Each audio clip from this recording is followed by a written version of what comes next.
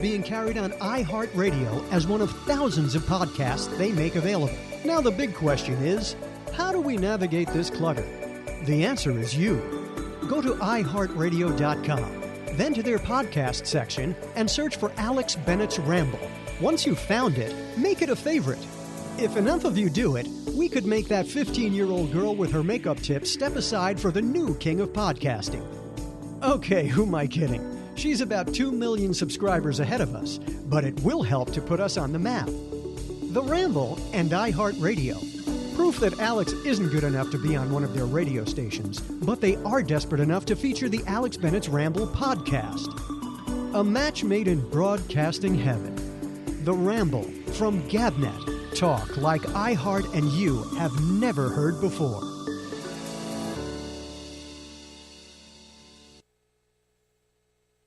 Now in its 10th year, this is Gabnet. Talk like you've never heard it before.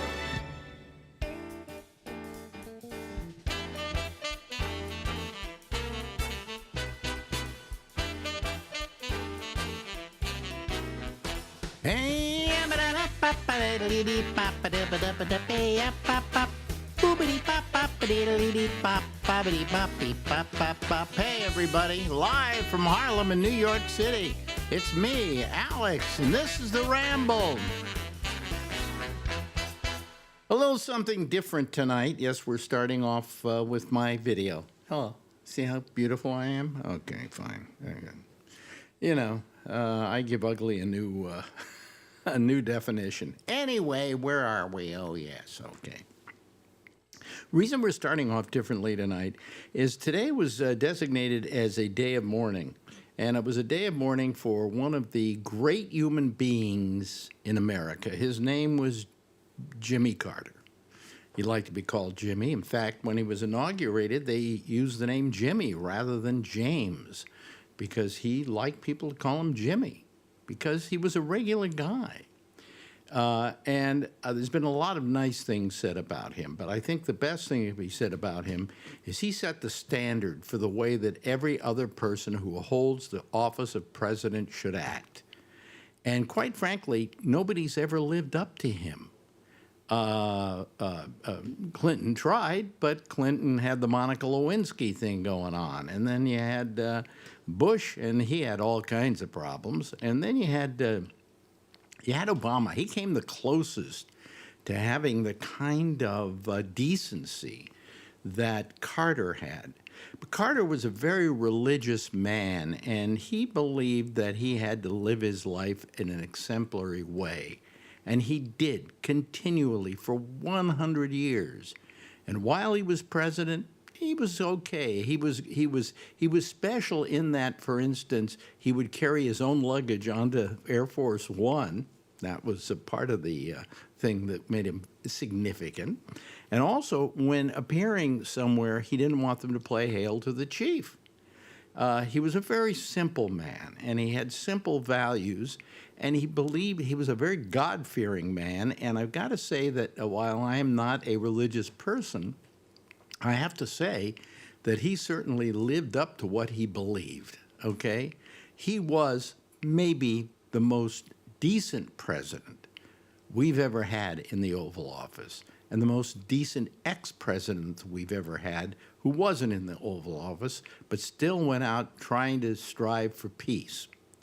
Well, it was my privilege a few years ago, when I was working at Sirius XM, to get the chance to interview Jimmy Carter. To begin with, they asked me, they said, Jimmy Carter's got a new book out and he wants to plug it. Would you like to do the interview? And I said, sure. So we did it in the middle of the day, and we did it in our big studio that they have there. And I got all dressed. I think I was wearing a suit for it. I mean, I was taking this very seriously.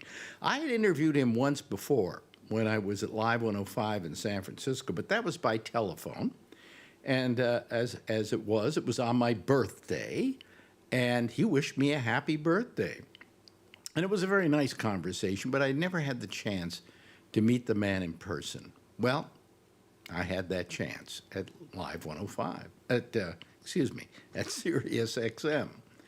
And we discussed a whole matter of things. And just recently, I went back and I listened to that interview, and I went, if I had to say what's one of the best interviews I've ever done, it was the interview with Jimmy Carter. I never thought so at the time, but listening back on it, the things he talks about the situation with Hamas. He talks about a lot of his philosophy of doing things, and we got into a very, very nice discussion.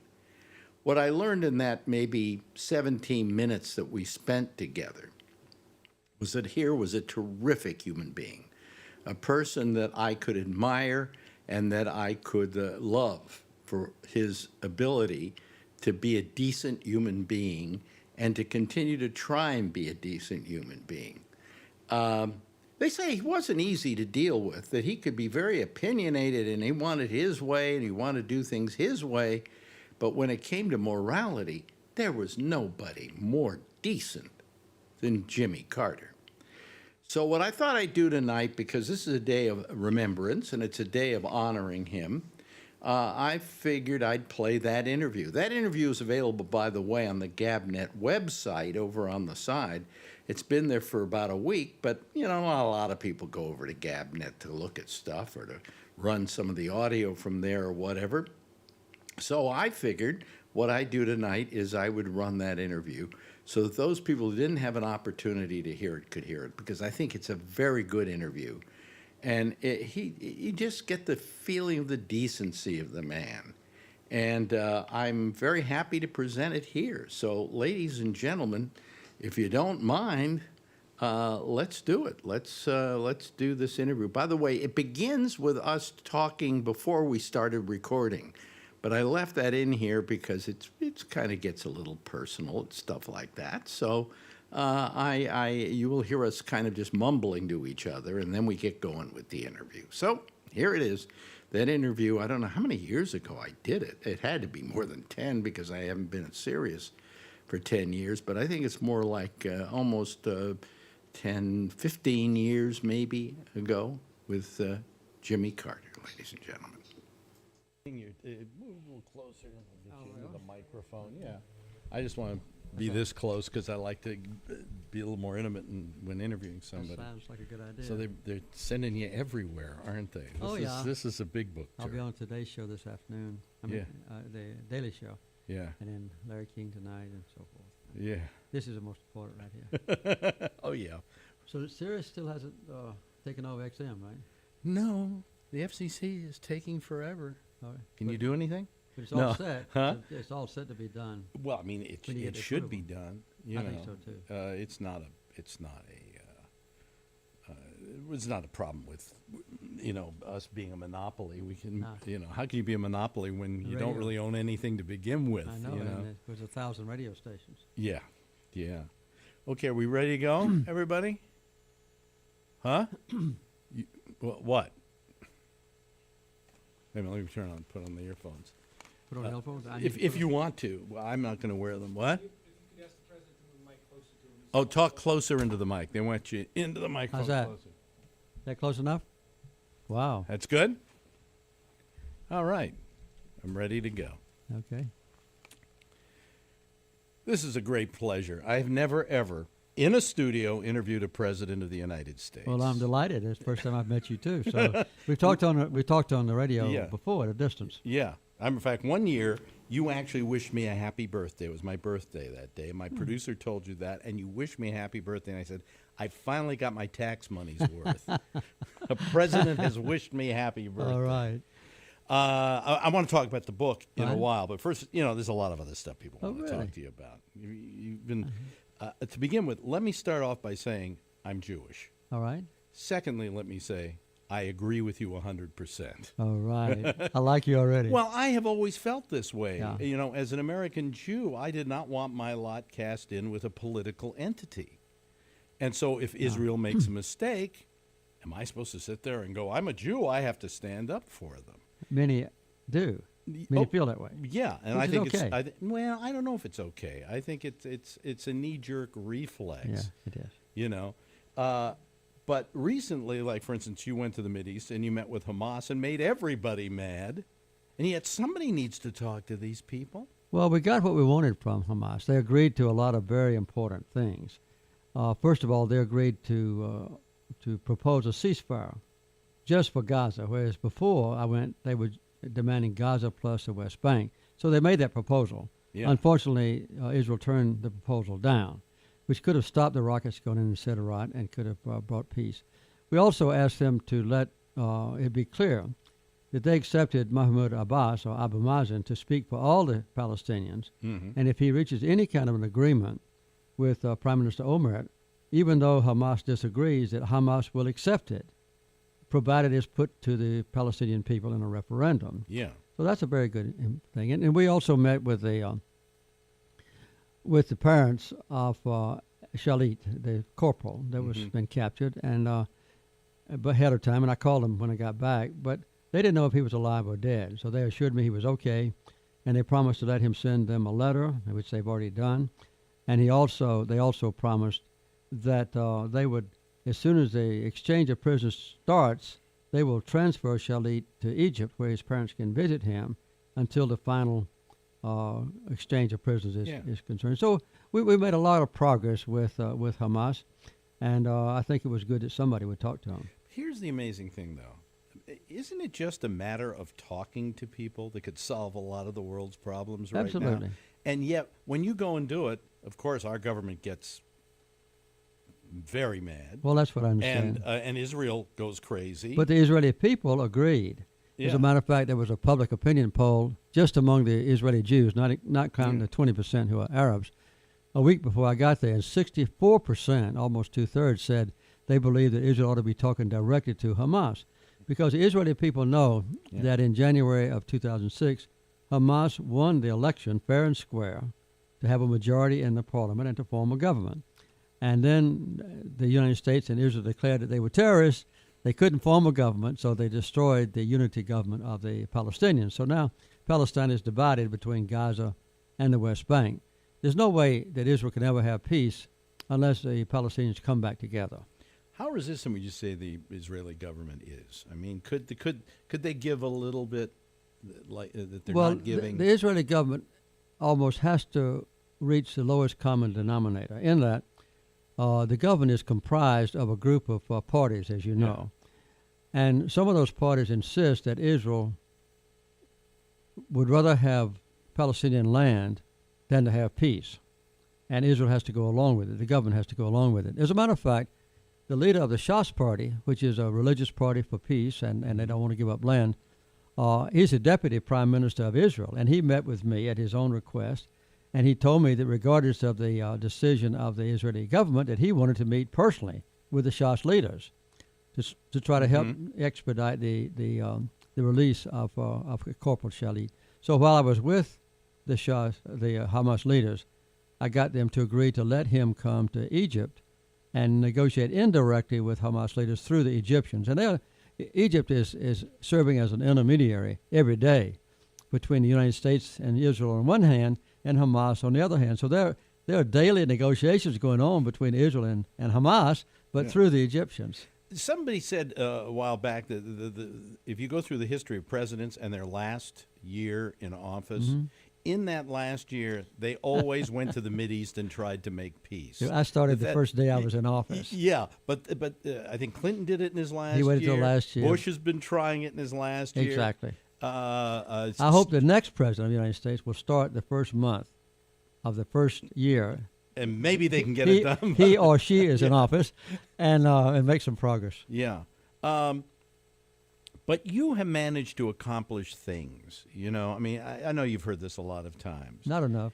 As a president, hey, you tried. Yeah. But as a non-president, as a former president, you've literally set the bar for every future former president. I mean, Clinton's done some wonderful things since he left office. Still is doing so. I don't know if he would have done that much if you hadn't started the whole idea that beyond a presidency, you have something to do.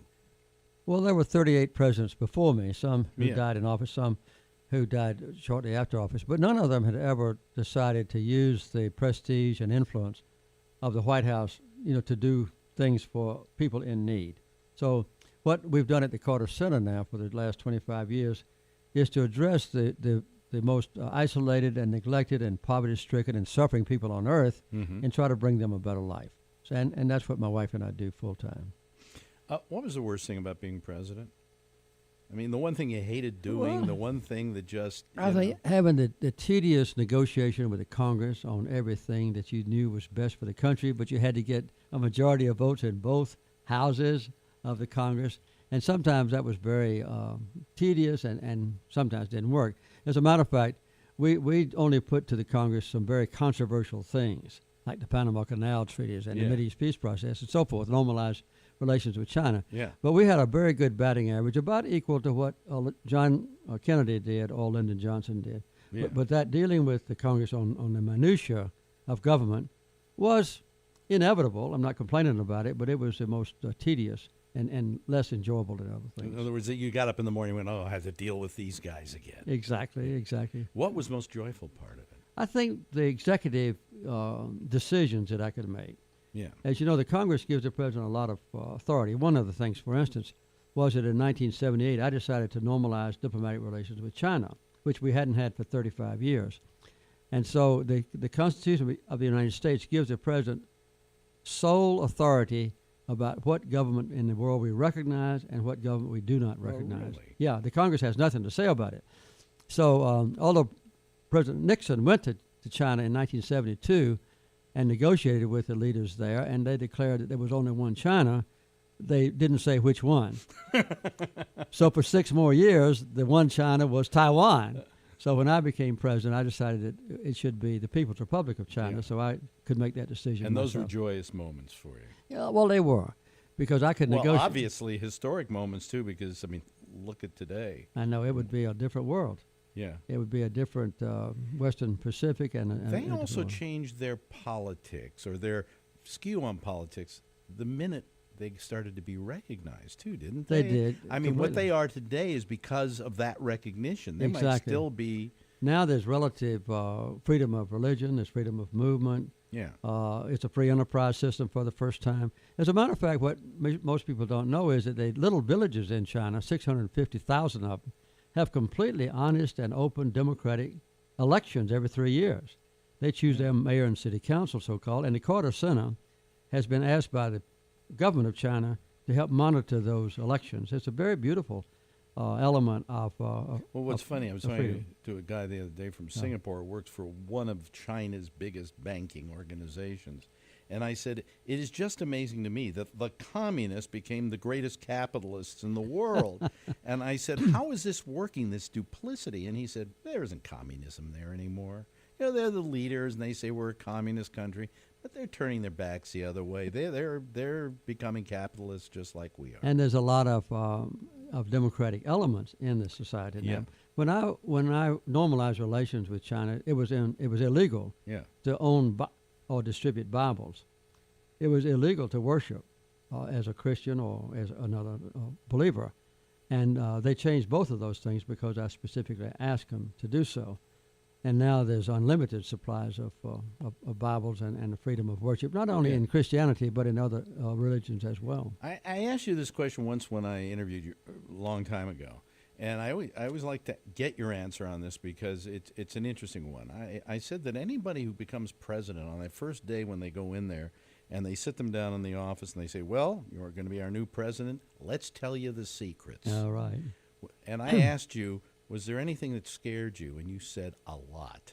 Well, the thing that What was do you find out when they give? I mean, I'm not asking for particulars, but what do you find out when they give? the you most fearsome thing in those days, in Cold War days, that a president had to face was the realization that you were facing the Soviet Union, and they had 12,000 or more war missiles, warheads, and that if they fired one of those missiles, you would immediately detect it with our secret devices, and you had 26 minutes before that warhead or that missile left where it was in Russia and struck Washington or New York, and you had to respond then. Yeah. And I had the same amount of missiles, roughly, in fixed land silos and also in submarines. And the submarines are invulnerable. So I could have destroyed every city in the Soviet Union with 100,000 or more population with their missile heads from one submarine. So that was a constant concern of mine that all of a sudden we might find that the Soviets had attacked us, and I had to respond. And it would have been a worldwide Holocaust that would have destroyed hundreds of millions of people. That would scare me if I was well, told it was I scary. could do that. So the responsibility on my side was to understand the Soviet Union leaders, what their motivations were, and to make sure that we didn't get into a war. I mean, was there a red phone? Could you call them up and talk Absolutely. to them? Yeah, there was a phone on the Oval Office where I could pick up the phone and immediately assume immediately that Brezhnev would have answered in Moscow with interpreters on both sides so that we could talk to each other.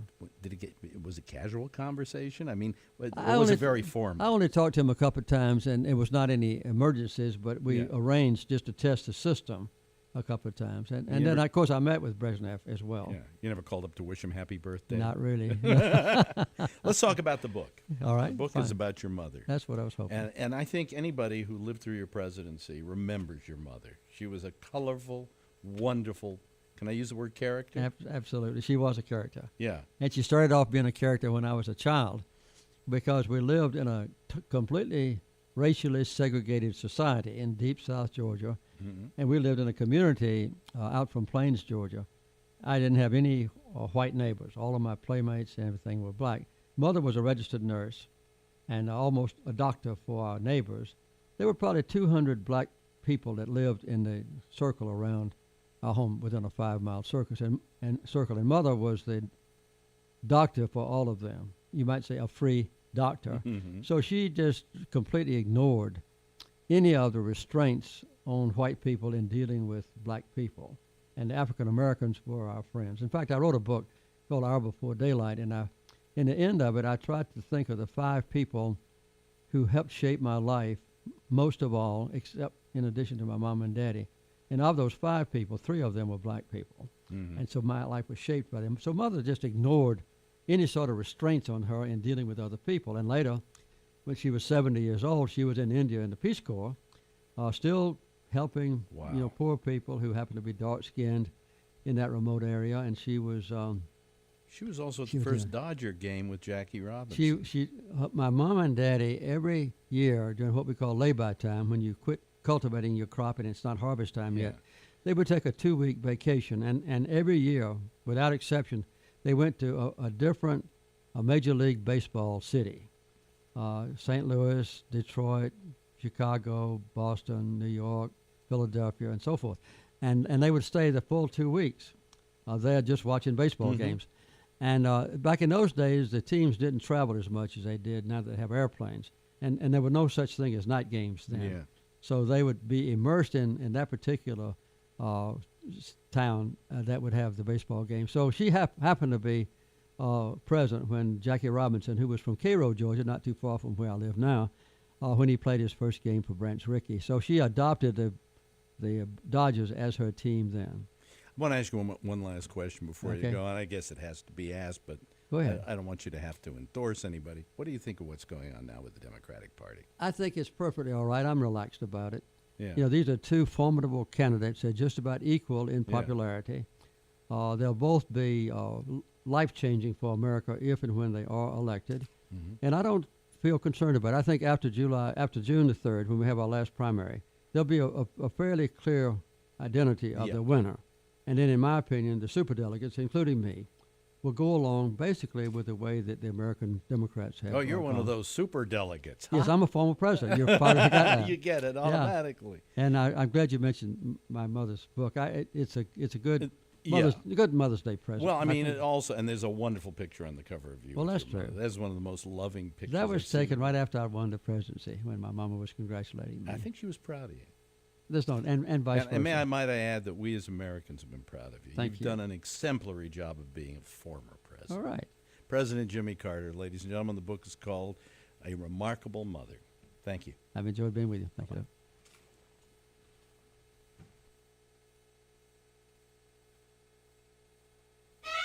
Now in its 10th year, this is GabNet. Talk like you've never heard it before. How about that, huh? Did you enjoy it? I hope you did. It really was I think I go back and I just was listening to it again, and it's really a remarkable interview. But I think part of it is remarkable because of the man I was interviewing, and he really was an incredible man. And I'm so privileged that I had the opportunity to meet him, to talk with him. A short time, Oops, excuse me, folks. Got to see the edge of my screen there. I was trying to just adjust myself. He was just a remarkable man, and it was just a great pleasure to be able to meet him in person. And when I finally heard that interview a couple of weeks ago, I went looking for something to kind of play, and I found that interview, and I went, wow, that was good, It was the kind of interview in which I listened to it and went, well, there's nothing I did wrong, So let me mention one other thing. We say this is a day of mourning, and because of Carter, but it's also another day of mourning because of what's going on in California. Let me just say that as a boy from California, it grieves me to see what's going on there. I mean, literally, you have a cataclysmic incident. I mean, it's just, there's nothing, no way to describe it other than a cataclysm. It is of biblical proportions.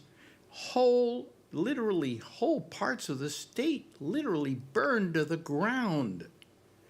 And my heart goes out to all those people in California. I have a lot of friends living in LA, a lot of people that I love and think world of down there. And it just really bothers me greatly of what's going on. And what bothers me also greatly, can I bring it up, is Trump's response to this whole thing. He can't send his best wishes to those people out there or just write something like, I feel very sorry for what's going on in California. No, he's got to go after Gavin Newsom and blame him for the fires, which is absolutely ridiculous.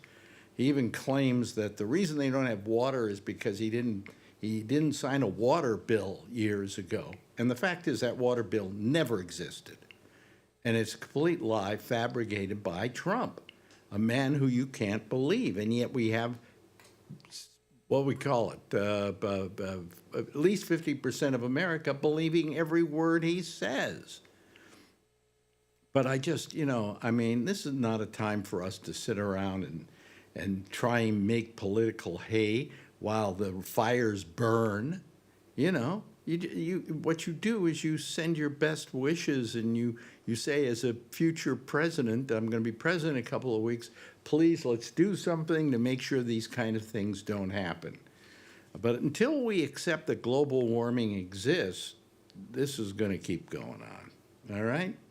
Okay, let me just bring everybody in here. Let me see here. Admit all. Okay. There we go. And I'm going to now, let's see here, bring in, oops, what is it? Let me see here. I'm trying to bring in, oh, I see what I got to do here. Yeah, I keep forgetting what I got to do. Hello, everybody. How are you? Alex Bennett's on my TV. Alex Bennett's on your TV? Oh, there we go. You got to turn sideways there. Oh, not like that. And now maybe you could turn the other way and you might actually get your, there we go, see? Oh, there I am. Hi, everybody. Well, we'll have to wait a while to wave. Yeah. Anyway, hello to Brian Neary. Hello to our good friend Kevin. Hello to Alan. Hello to Charlie. And hello to Brian Sigmund. Hello, Brian. Good to see you again. So how are you all doing on this fine day? Pretty good. Yeah, yeah. Freezing my butt off, but pretty good. You're what? Freezing my butt off. Why, you're not getting heat in your apartment? No, it's 37 degrees outside right now. Oh, well, don't complain. Yeah. What is it? It's 28 here. It was 28 this morning, so I've been there. Yeah. What's the temperature where you are, Brian? Oh, right now, I don't know. It was 65 earlier, And Charlie has no excuse because I've invited him to my house several times. Yeah. All upstairs. You just have to listen to the Eagles game and me screaming down here. Only one Sunday, that's all. I gotta do that anyway because my son-in-law is a big Eagles fan. Oh, that's right. There was a Penn State game tonight, so that for football was on in my house. Yeah. You know. It's still on. Yeah, It's still on? yeah. How's Penn State doing? Still tied. Still tied. Wow. Wow. Well, Tech plays tomorrow. okay. Here comes Jeff Stein. Will he get it right? Ooh. Will he get it The right? real Jeff Stein? How many year vote he's going to get it right? I say he's going to get it right. Yeah, Is Pam there or not? Well, I don't Yeah, know he's if had Pam is time there or to not. consult. Wait a minute. We don't have his picture. Jeff? That was the problem the other day. Yeah, Yeah. we don't have your picture. You've got to hit the thing that says. Well, wait a minute. Maybe I can do something here. Video. Hmm? I tried this last night. Got to hit start video, doesn't he? Yeah, you got to start your video, Jeff. Wait a minute. Could that be? No, Bottom left corner again. bottom left corner. Well, bottom left corner and one over. Jeff, can you hear us?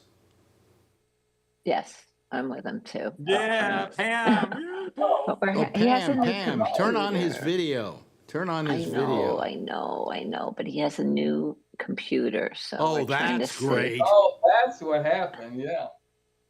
You know, why don't you get one of those old IBMs, okay? You know. Anyway, I'll let you try and fix it there, Pam. Yeah, that's what I'm working on. Yeah. Every time I get a new computer, nothing works. All you got to right. go is to where it says video down along the bottom. I know, but it's giving me all kinds of options. Yeah, but it should be like have a cross through it because you I don't know have. that, but when I do that, it says select a camera. Oh, I see. Okay, so what choices does it give you? Really, just the FaceTime Thanks, by the way, for calling HD. tech support. What? It says, let's see. I'm looking. What are your It said choices? What are your choices? FaceTime HD camera. Okay, Yeah, you try got that it. one. I Right. did. Yeah. Okay, too then much. what else do you have there? It's not. Hang on. I'm trying to figure that out. Sorry, guys. I'm sorry to wreck up your time here. No, it doesn't matter. We have a lot of time. Oh, wait, maybe this. Yeah, because we're just going to talk about stuff, you know, and it doesn't really matter. Yeah. I don't know why. I know we're not supposed to talk about you know who, but have you seen the meme going around the little baby and he points to Canada and they say no and he starts crying and then the baby points to the Panama Canal and they say no and he starts crying again and then he points to Greenland, the little baby, and he said no and he starts crying again. So have you seen the video of him at who just died? Carter's funeral. Carter. Carter? Yeah, Carter's funeral. Yeah, I thought I Everybody was put bad. him down. George W. Bush I and his got it, I wife got put Melania down. What? Yeah, George W. Bush and his wife put Melania down. I didn't With get what you were. Pence's. I didn't get what you were saying. It did what with Melania down? And she was at the funeral with Bush Yeah, and yeah, Laura. yeah. So why wouldn't she be? well, I don't know. They're not supposed to put each other down. Unwritten rules. So they put Melania down instead. I don't know. I just saw it. Who on put Melania down? George W. Bush and Laura Bush. They did. How did they do that? I don't know.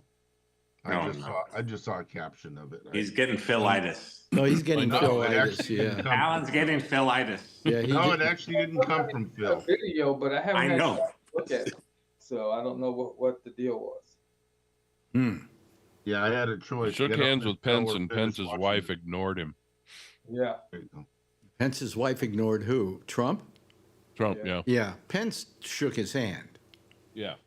You know, everybody was looking for those little moments today. Oh, are they going to shake hands? Are they going to look at each Oh. other?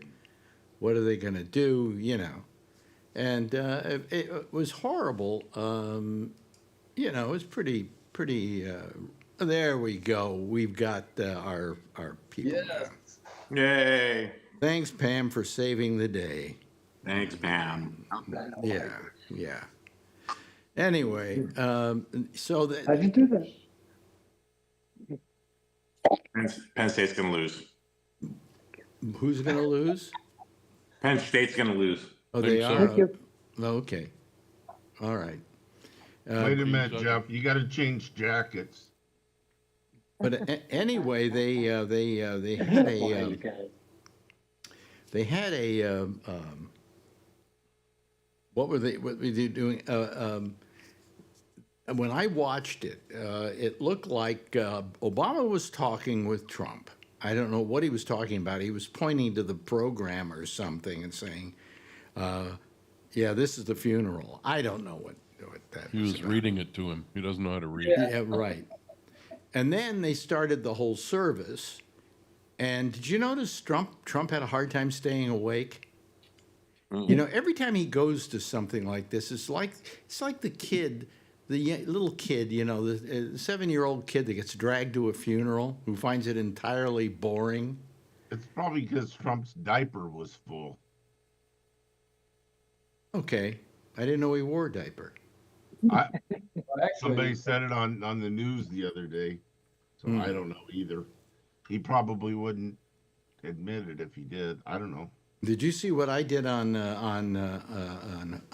Facebook? Well, I wrote a thing that said, and I'll read it to you. Have they banned you yet? Not yet. I said, let me test Facebook's doing away with censoring of fake news, hate speech, and opinion. During his time as president, Donald Trump was accused of raping a 13-year-old boy. He was saved by the current Supreme Court, who deemed it as an official act. That's good. Yep. Then we got a lot of people who seem to You like know, 3 years from now, they'll find that and send you a message and say you can't do that. Yeah, right. Yeah, that's possible too. Yeah, but you know, anybody watch the service today at the National Cathedral for Carter? I went in. I went, okay. Well, we'll watch a second of this and let's go to something else. We wound up watching the whole thing. I mean, it was just the things that people were saying about this man. We just went. We don't have politicians like this anymore. Right. The trouble, I think the reason we don't have politicians like that anymore is Jimmy Carter really wasn't a politician. You know, he was a decent human being who felt he wanted to leave this world in a better way than he came into it. And I don't know that he managed to do it, but at least he gave it a great try. We did. Yes, Charlie. I would have no problem telling my kids behave like Jimmy Carter. I would have every problem in the world telling my kids to behave like Donald Trump. I mean, it's night and day between the two men. And it's not because, listen, folks, if you think we're like people who are Trump haters, well, we are. No, if you think we're Trump haters, that's not where we're coming from. I mean, all we want is for this man to act decently, so that if I had kids or you have kids, Charlie, or other people here have kids, I mean, look at Brian, he's got a young kid, and you want to be able to point to him as an example of how you should act. You know? And Charlie has kids, the doctors are sure going to be surprised. If Charlie has kids, the doctors are sure going to be surprised. He only got his toes cut off, okay? Oh, okay. It is a known fact you can still have kids minus 3 toes or 4 toes, 5 toes, 6 toes. Yeah. Got a good-looking daughter and a great-looking grandkid. Yeah. Oh boy, what a good-looking grandkid. Oh boy. Yeah. I just love that little guy. I seem to saw when I saw the picture of him, I saw a kid that's going to be spoiled rotten by his grandfather. You bet. But you know what it is? You have the right to spoil them rotten. You see, if you spoiled your kid rotten, they'd say you're not being a good father. You have to discipline your child. But the great thing about a grandchild is you have none of that. You see, they bring the kid over, you play with the kid, you love the kid, you adore the kid, you're a great grandfather to the kid, and then he leaves. Well, and he leaves a hat behind that says, "Get rid of the Cowboys." Ches and I are gonna have real arguments over what kind of shirts. Game. Huh? What'd you say, Kevin?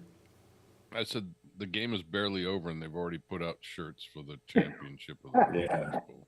Wow. It's amazing. Wait a minute. Oh, so this was for the championship? No, it was the Rose Bowl championship. Yeah. Oh, the Rose But Bowl it's championship. It's the semifinal. So Penn State's out, Notre Dame's in. Where are they playing the Rose Bowl? They already played the Where Rose are they playing Bowl. the Rose Bowl? The Rose Bowl was last week. Oh, okay. Before all the fight, isn't it usually in Southern California? Yeah, it's in Yes, it's in Pasadena, Pasadena, at the and Rose Bowl. and it's on New Year's Day. I went to that game. Oh, okay. That was. So I was all over Years. that area that's burning now. Yeah, but they are moving the Rams and Chargers have to play this weekend, so they're moving that game to Glendale, Arizona. It was weird because last week I was there and driving around them streets. You know what bothers now me? they're all burned up. Let me just throw this at you, and I know you guys are football fans, okay? Otherwise, you wouldn't be talking about it this way.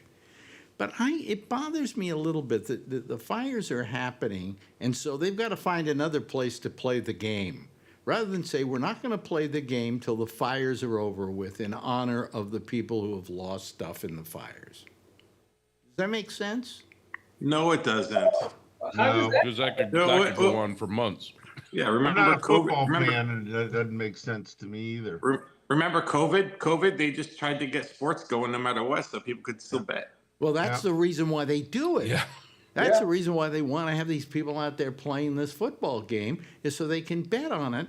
And I'm thinking, I can argue about Donald Trump sending out inappropriate tweets or whatever he has, or they're not tweets anymore, but whatever they are. But I think it's just in bad taste to say we're going to play our game come hell or high water. The problem is it affects all the other games because the winner of this game's got to play somebody else, and they won't be able to play next week. Well, because stops they didn't everything. play this one yet. In the immortal Stops words of everything. somebody, boo fucking who?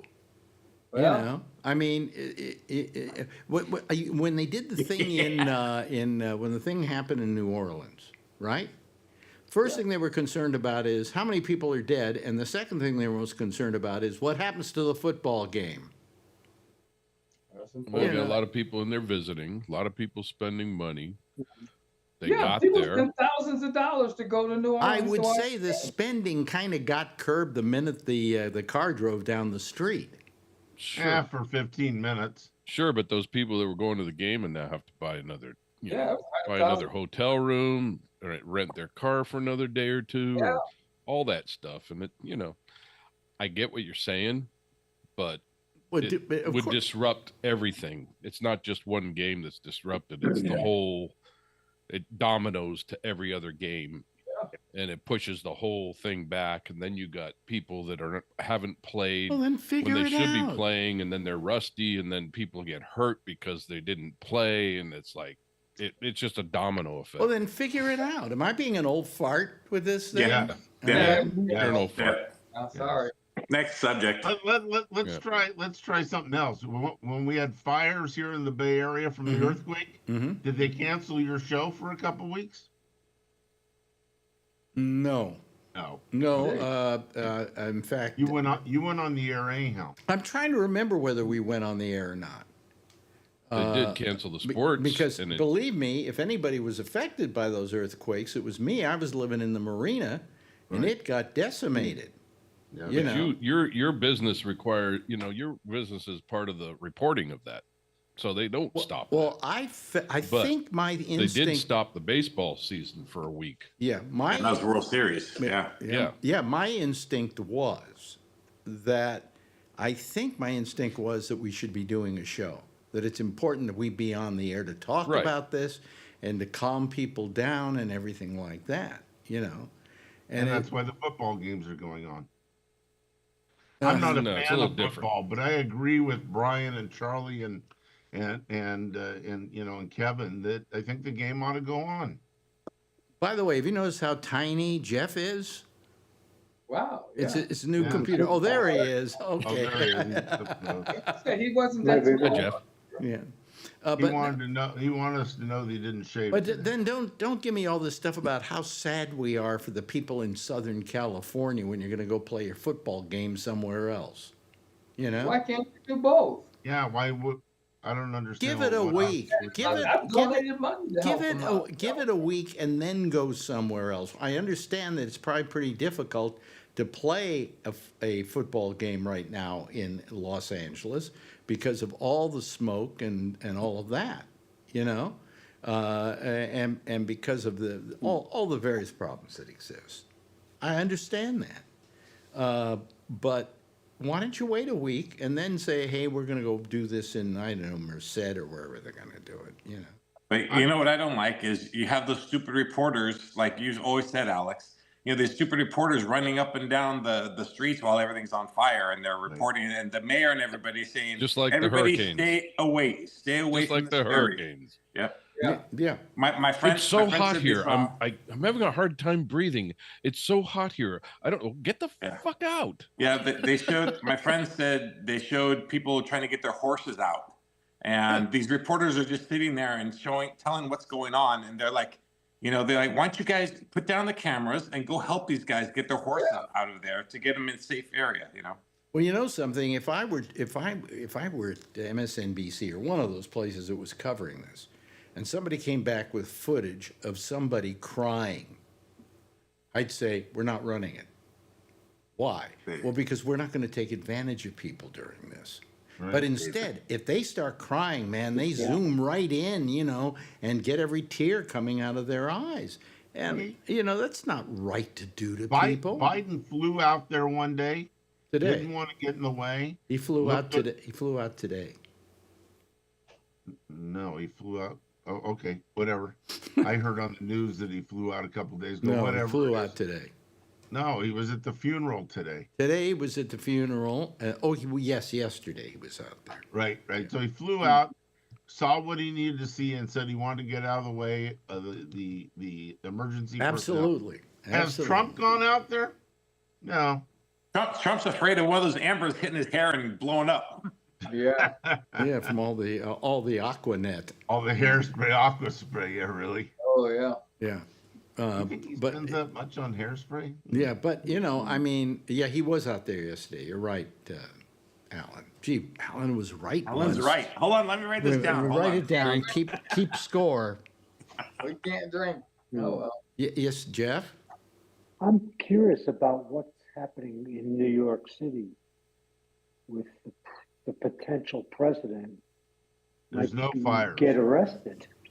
Oh. Well, the Supreme Court was supposed to make an adjudication today on that, and they didn't. Did they? Did they? didn't. I didn't see them do it. I don't know.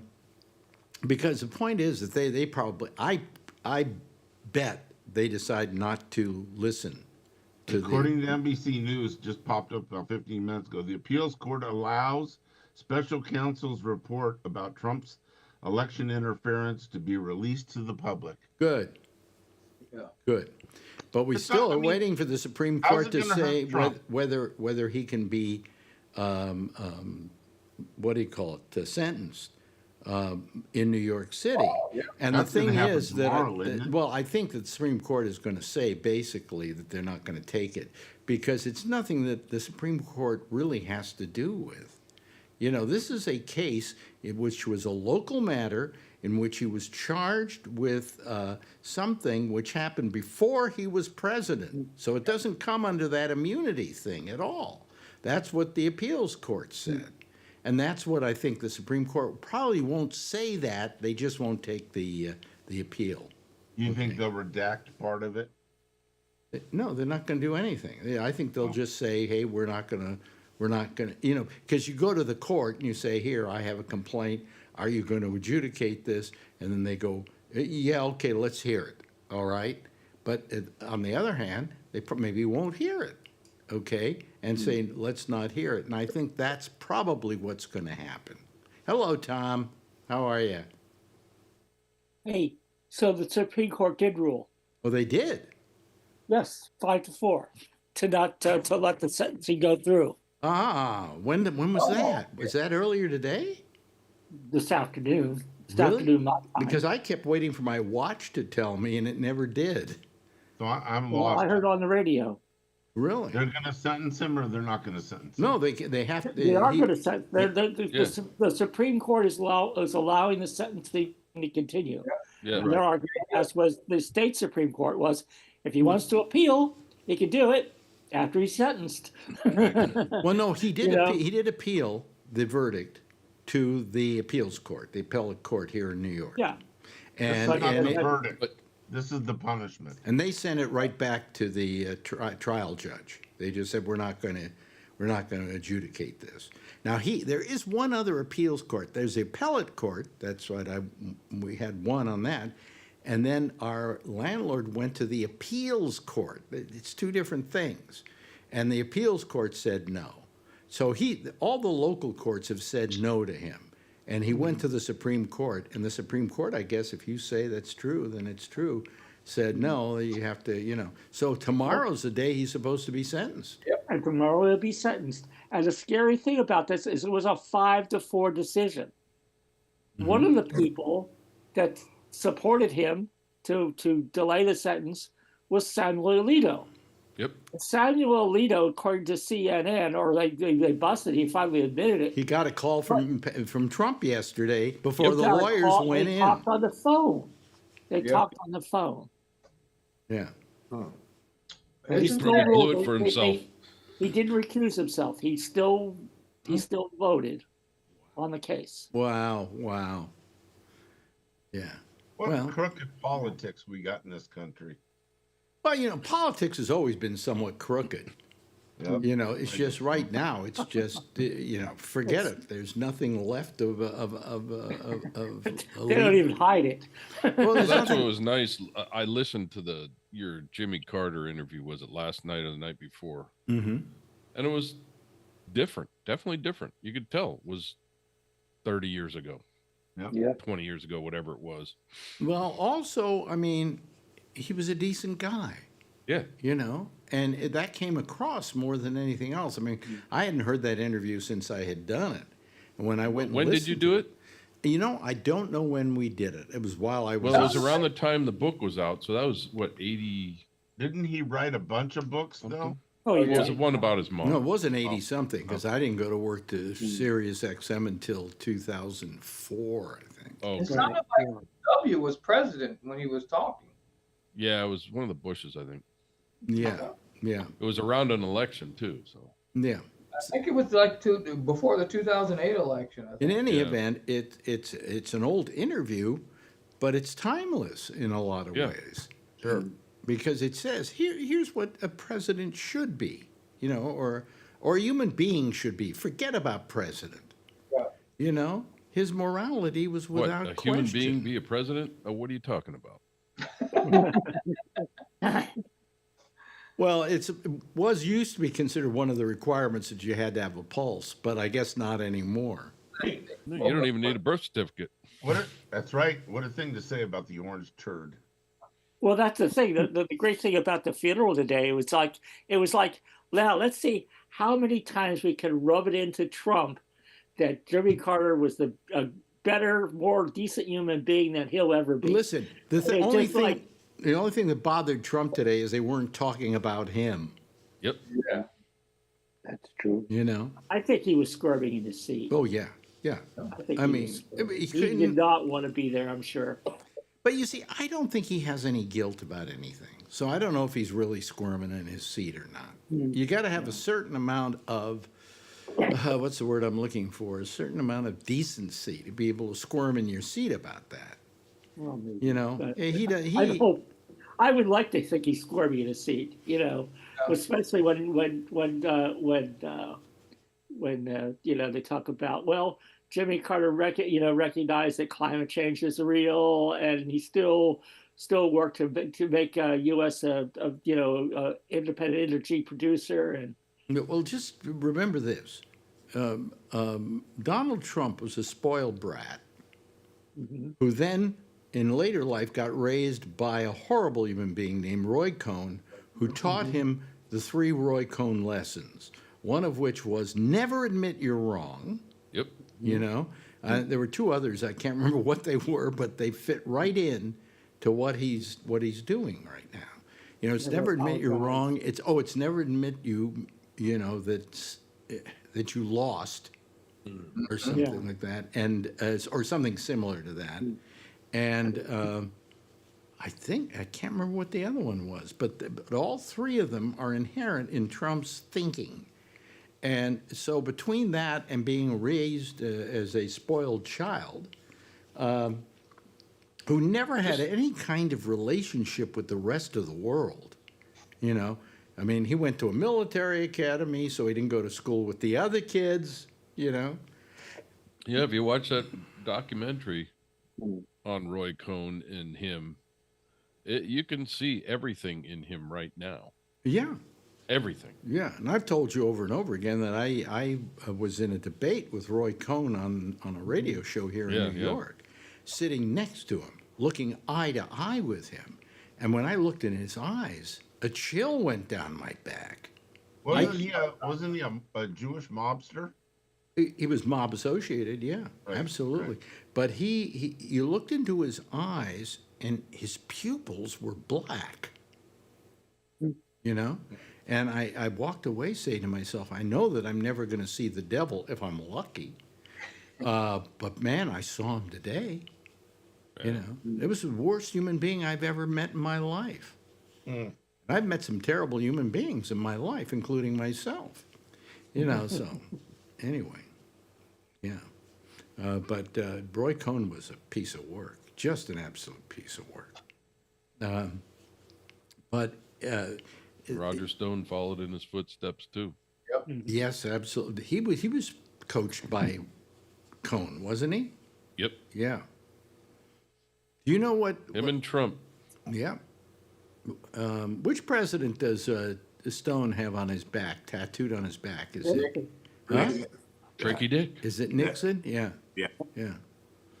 Yeah. That's another great human being, man. I'm telling you. Yeah, that piece of shit just kind of disappeared for a little while, didn't he? I haven't heard anything from him. Hey, listen, Marjorie and I were talking tonight about maybe moving to Portugal or to Spain for a while, at least for as long as they'll have us before we have to leave, because we just don't want to be here, Yeah, but when you come back to New York, you're going to pay $8,000 for that same apartment. What do you mean? I'm not going to have to pay anything more for this apartment. I'm not getting rid of it. Oh, okay. Who said I'd get rid of it?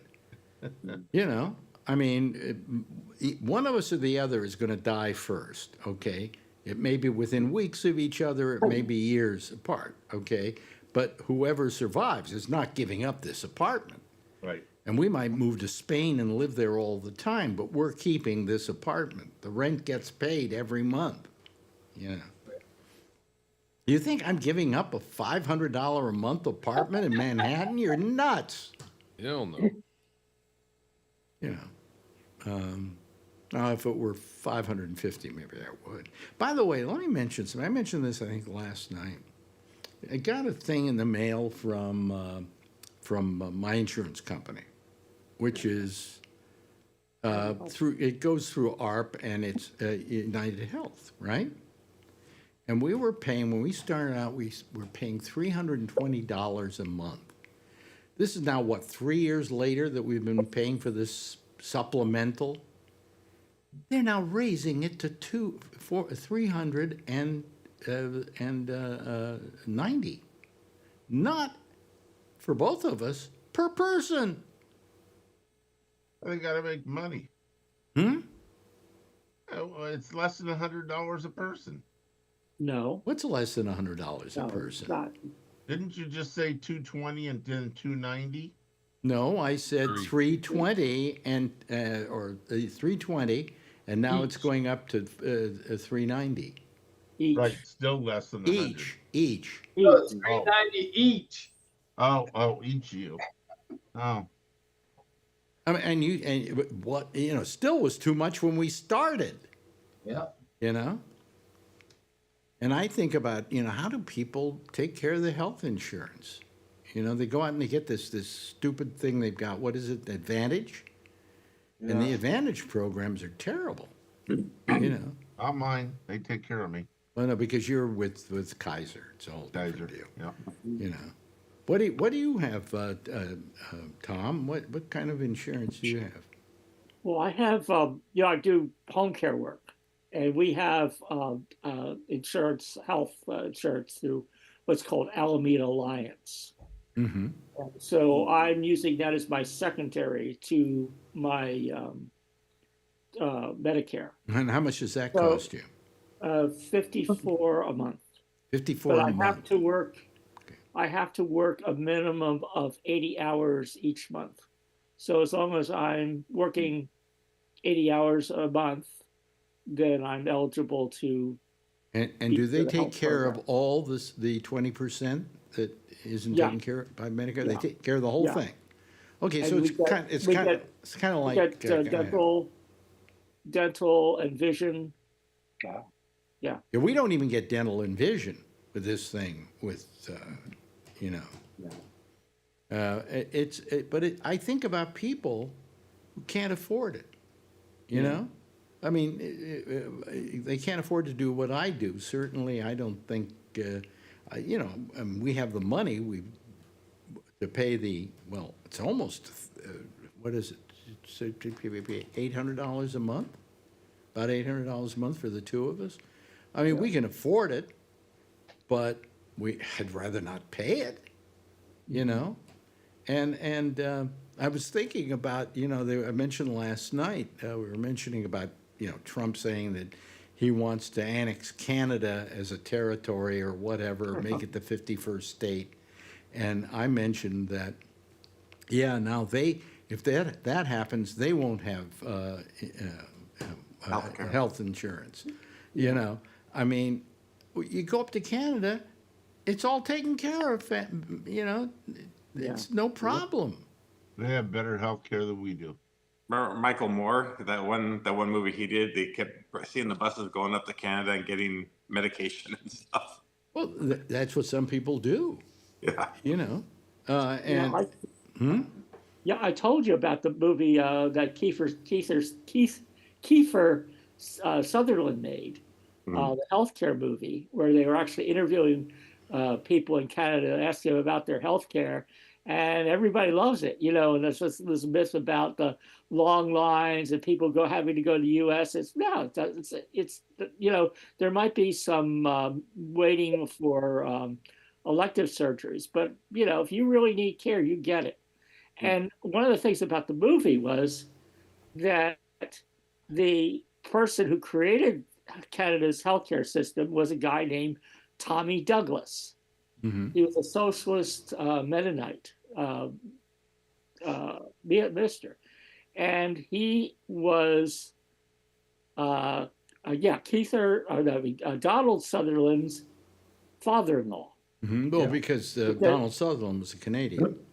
No, and he married what's her name? Well, her name was Douglas. I'm spacing on her first name, but then they had the children. Keith Sutherland. So it's his maternal grandfather. Came up with the healthcare system. Yes. Yeah. Wow. And he was. It's a great movie. I think you can find it online. It's called The Healthcare Movie, I believe. Oh, really? Okay. Yeah, Has anybody else seen it? Has anybody else seen it? No? Okay. Maybe they should send it to Trump. As a suggestion. Have you got any joke that doesn't end with the word Trump? No. They end with Republican. Hmm? The other ones end Republican. I didn't catch that. What? The other jokes end in Republican. Oh, and the Republican. Yeah. Yeah. Yeah. Sarah Douglas. Sarah Douglas. I know the name. Yeah, that was married to Donald Sutherland. Yeah. Yeah. But anyway, so what the hell, So it's I mean, these fires. Sorry to go back to the fires. Go back to the fires. Yeah. The fires. It's like these wind. I mean, a few of us have been down in LA, I'm sure, and felt those Santa Ana winds, right? It's every year. And I mean, they just go through that whole LA area, all over those hills like crazy. Yeah. And I think they've been so lucky not to have these fires already. It's this is supposed to happen in September and October, not January. Well, Something what you're dealing with here is definite proof of global warming. There's no question in my mind that we didn't. I mentioned to Marjorie that tonight that isn't it amazing? Every night they have like Al Roker or somebody from the Weather Channel doing the weather on the 6:30 news, the national news. They never used to do a weather forecast on the national news because the weather wasn't newsworthy. Unless a storm was coming or something like that, but it didn't make it to the 6:30. Yeah, it's local. Yeah, it was local news. Now you got Al Roker going, well, the Santa Ana winds are going up again tonight, and there's going to be this low pressure area over here, which may cause more storms. And they're still wrong. It used to be the fires you got in California were caused primarily by what? Anybody know? Lightning. That's it. That's it. You got it. And they never put them out. There was a reason they didn't put them out, is they considered if it was caused by lightning, that's part of the natural order of things. Yeah. Okay, and what you put out were fires that were started by man or started in some kind of extraordinary way. But the idea is that if you didn't do that, what happens is there's a fire, okay, and then the fire grabs the seeds in the trees and it fries them, and they pop, and they plant more seeds. So that's the natural order of things. But that doesn't exist anymore. There is no natural order. So anyway. When I was down there last week for the Rose Bowl, they called for Santa Ana winds, and they called for high winds, and they put up a fire warning. And I thought, oh crap, that's going to be hell during the game. You could have lit a match, and there was nothing. It was perfectly fine. It was a beautiful weekend. The following week, this happened. Wow. Yes. My cousins live in LA area, and their house, they had no electricity for 2 days, and then they had so much wind the other day, and they said they're really afraid that their whole house is going to be destroyed. This is so much wind. I've driven a truck through those Santa Ana winds, and you seriously think you're going to get blown over. Oh, yeah. That bad. Semi. And trucks do get blown over. Yeah, well, on Highway 10 there, the wind kicks up so bad, there's nothing to stop it. It's just flat. And, I look in my mirror, and I'm seeing 48 foot of trailer behind me, and the wheels are on the white line, and I'm on the left side of the white line. But the dotted line is this dog legging down the road. Yeah. Yeah. Can't even see out your mirror. Yeah. I don't remember the Santa Ana winds when I lived in LA, but because they weren't as predominant in the old days. That's right. They weren't around that much. Yeah. I was in there in the 80s for a month or so, and they were pretty big. Yeah. Yeah, but I think they really started up like in the 50s and 60s. Yeah.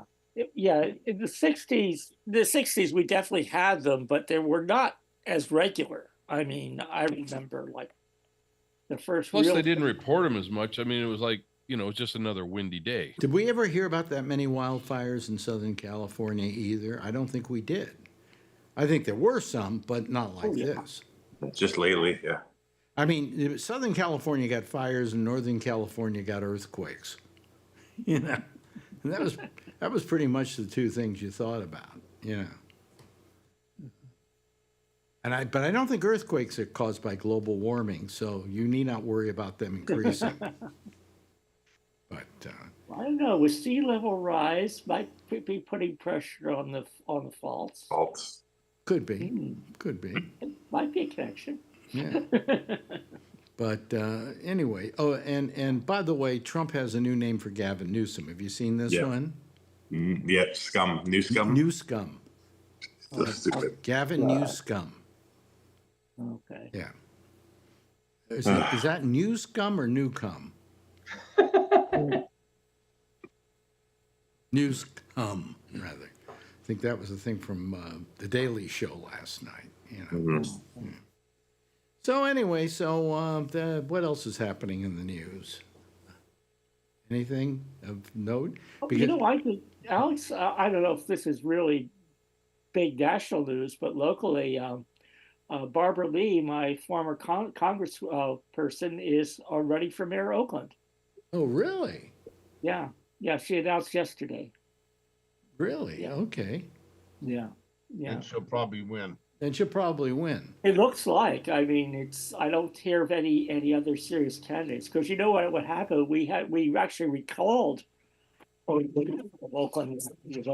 All they're there. Yeah. So they have to have a new election and a new mayor, and Barbara Lee is running. Does it look like she'll be the winner? As I said, I haven't heard of any serious candidates coming up beside her. So she might be clearing the field for her. You know, her successor, Latifah Simon, is also endorsing her. I think she would make a good mayor in Oakland. What's that again? I think she would make a good mayor in Oakland. Well, I hope she does a better job than her predecessor, Ron Dellums. I mean, that's the ironic thing about this. Like Ron Dellums, when he retired from Congress, they drafted him to run for mayor, and he ran one term, and he said he just lost interest and forget it. I'm not running again. Yeah, he didn't do a very good job as mayor. I hope if she gets elected, I hope she does a better job than he did. Well, do you remember who ran for mayor and was mayor for several terms? It was Jerry Brown. We talk about Jerry Brown. Yeah, and he ran for mayor of Oakland after he had been governor of California. Yeah, yeah. And he won. Yeah. And then he climbed back the ladder up to governor again. Yeah. Yep. Yeah. Yep. Yeah.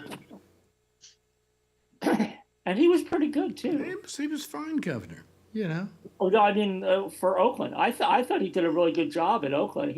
I got to know him pretty well when he was he had a place in Oakland where he had a proactive organization and so on out of a old factory or something in Oakland, and he would invite everybody over every night for dinner. You know, he'd cook a massive dinner for everybody, and we'd all go over and have dinner with Jerry. And he had a loft down in his down by the Amtrak station. By the way, I had to move because I had to plug in. My battery was running low. Oh, okay. Anyway, I had a friend, Brad Cleveland, who was good friends with him, and he took me down to Jerry's loft and like Jack London Square, right? Yeah, Jack London Square. Yeah. Mm-hmm. Yeah. Yeah, but that's where he founded his We the People organization. Yeah, that was it. And he had a radio show on KPFA too called We the People. I got to really like him. I didn't like him when he was running for president because he came to my studio and he sat there and did the whole political thing about trying to hedge his bets on every answer, you know. And then he came back about a year later when he wasn't running anymore, obviously. And all of a sudden, he was piss and vinegar. He's putting everything down, and he wasn't taking any chances, and he wasn't taking any prisoners. And I said to him, you know, why weren't you like this a year ago? And he said, well, I couldn't because I had handlers. Right, yeah. You know, and I really got to like him because he had, you know, he was yelling and screaming about stuff that was worth yelling and screaming about. I think one of the things he did on my show was he did this absolute takedown of the highway patrol. He hated the highway patrol, the California Highway Patrol. And in fact, in those days, I think who didn't? So even the police departments, even the police departments didn't like the highway patrol. Yeah, there was a time in California though when I was growing up where the highway patrol we kind of liked. You know, they were okay when you got stopped by the highway patrol, and they gave you a ticket. You drove away smiling. And said thank you. Hey, Alex, did I ever tell you my run-in with the highway patrol in northern San Diego County? No. This was actually during Watergate, and I had a bumper sticker. Yeah. That read "Impeach the Coxsacker." Right? You know, it's Archibald Cox, especially that we got fired, and I was on the freeway, and there was this long line of really moving, and speed limit was 55, and so I went ahead and speeded up enough so I could pass in front of this CHP, and he pulled me over, and I thought, you know, he says, well, you were going 58 miles an hour or 59 miles an hour. And, you know, and so I'll just let you go. I'll just give you a warning. But I don't like that bumper sticker. You know what that bumper sticker says? I said, yeah, impeach the cocksucker. You know, it's like, well, what if somebody with his family was riding? What I would have to say with the children of that car? I said, well, you have to talk about Watergate. You know, it's like, and it says, and then he says, well, if you're lucky that the San Diego County Sheriff didn't stop you because they'd find something like marijuana. They'd find something in that car. And I said, no, they won't. Yes, they will. It implied that they plant evidence, but the guy let me go. And that's the only time I've been stopped or driving a car. I got to tell you, stopping somebody for doing 3 miles over the speed limit.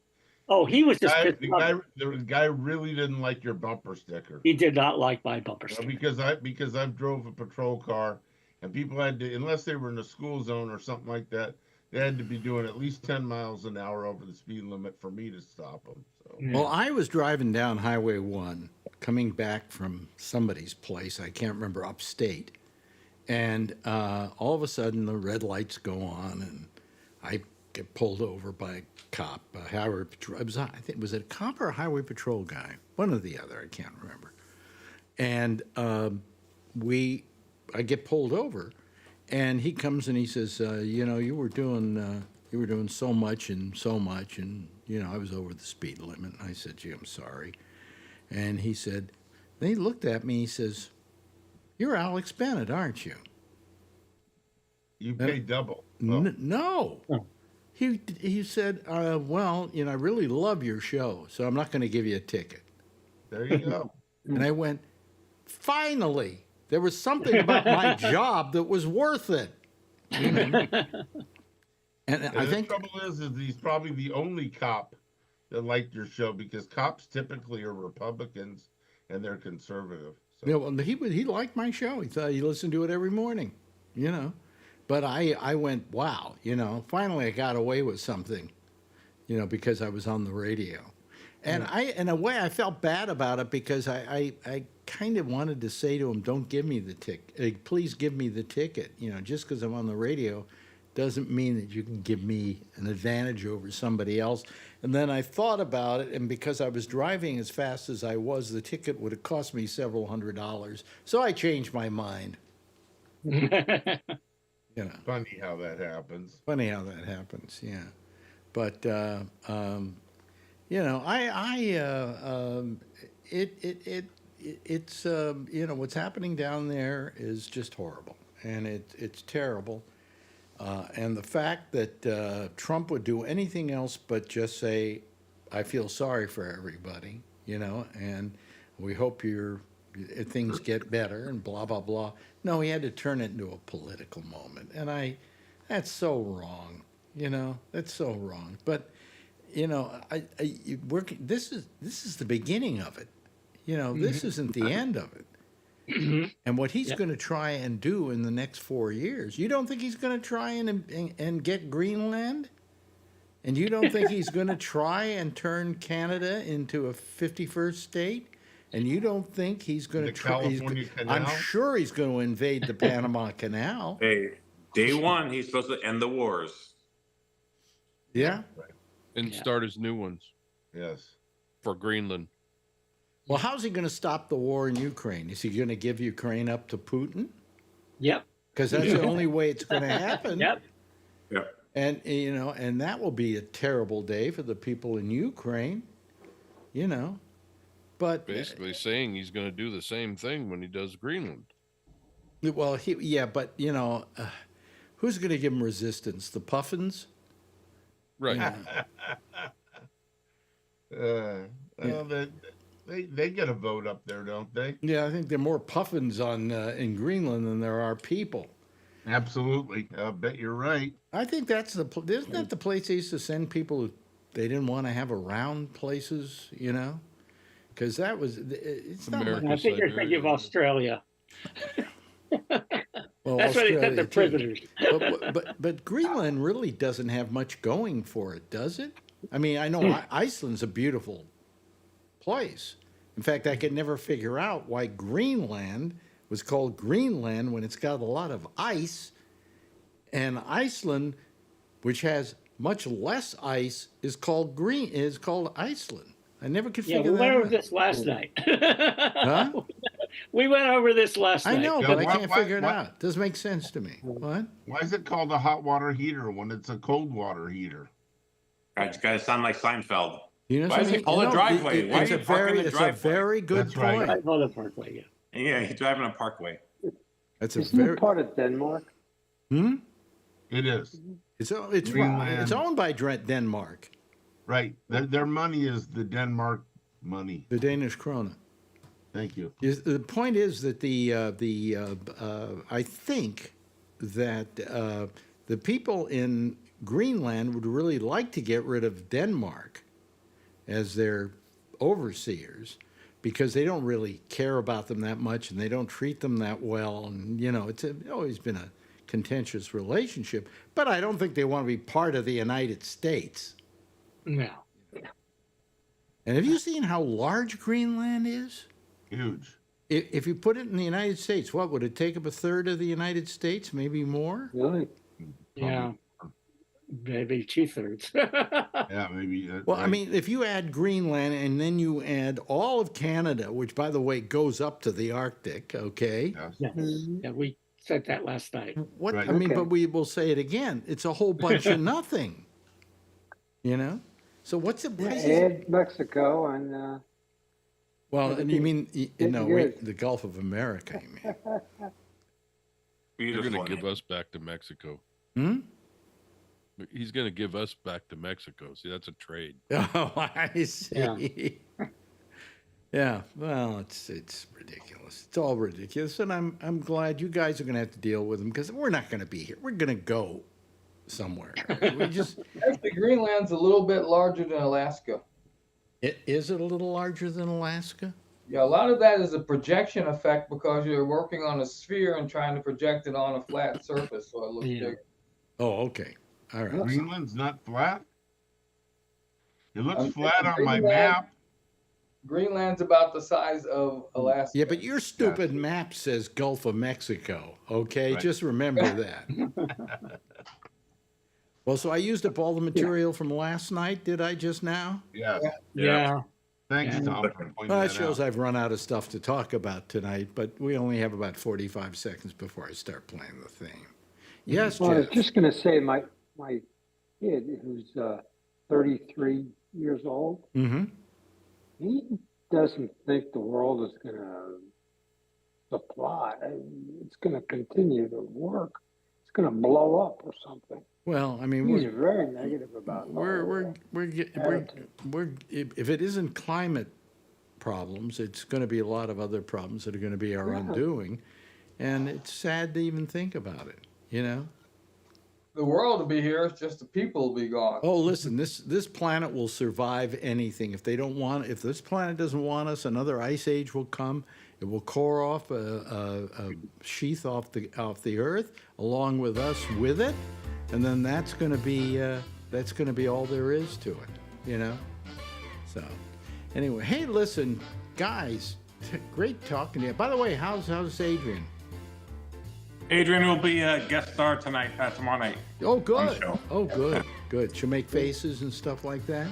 Yeah. Yeah? She's getting ready right now. Yeah, she's getting too old for faces now. She's got to start. She's going to start. No, she has these new faces. She'll get ready for you. No, when does she give us the finger? Pretty soon. She says that sucks, and I said sucks what? She doesn't know. Oh, okay. Don't say that stuff. Anyway, she can do that on Facebook now if she wants. Ryan, thank you so much. Thank you to Kevin. I appreciate your participation tonight. Alan, wonderful. Nice having you here. Charlie, same thing with you. Jeffrey, great. And how many nights in a row now for Tom Yamaguchi? He did our New Year's show. He did our show last night. He did our show tonight. And the only reason I came on was because you hadn't gotten the Supreme Court ruling. So. Oh, really? Oh, okay. Yeah. Anyway, hey, everybody, give a big wave goodbye, and I'll give a big wave goodbye at you, okay? There they go, ladies and gentlemen. That's our citizen panel for tonight. Thanks to all of them for joining us. Hopefully, they'll be with us again tomorrow night, along with maybe a lot of other people, because we do a show on Friday, okay? We'll see you tomorrow night. Amy Manuel is next with The Intersection. She'll be taking your calls on Skype at Gabnet Live. I'll see you tomorrow night, same time, same station in life. In the meantime, as always, if you see her, tell her I love her, okay? Bye-bye, everybody.